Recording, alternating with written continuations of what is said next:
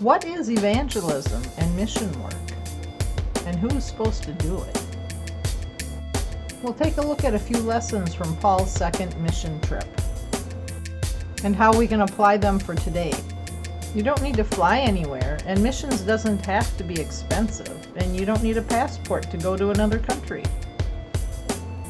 Most everybody has internet access, whether it's on a phone, an iPad, or a computer. We can reach many people in all the different nations.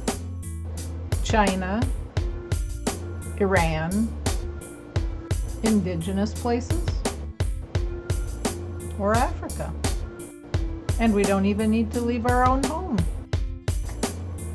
So how do we evangelize?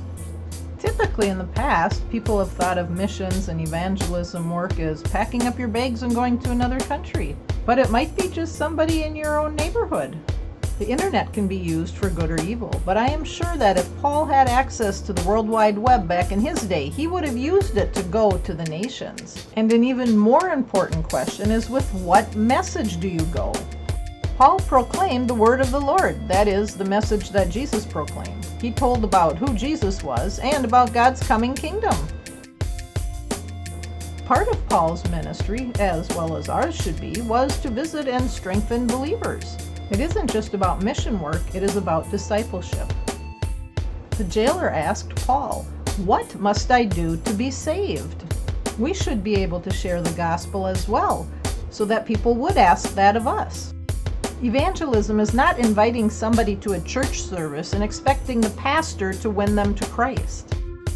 Peter told believers to always be ready to give an answer to anyone who asks you about your faith, about the hope that you have in the coming kingdom.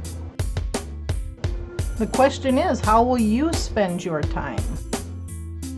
Will you follow Jesus' words to go to the nations?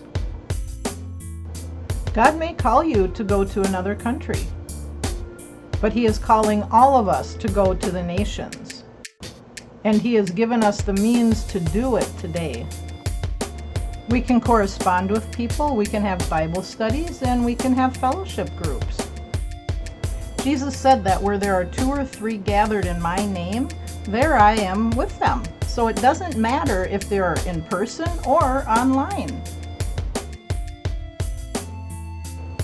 Go make disciples of all nations, baptizing them in the name of the Father and the Son and the Holy Spirit,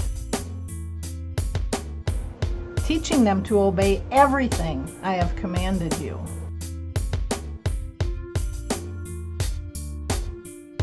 Go make disciples.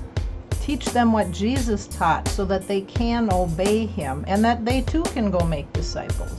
When Jesus comes, He will be God's king, ruling over all the nations. Every country will submit to Him. There will be one political party, and it will be God's.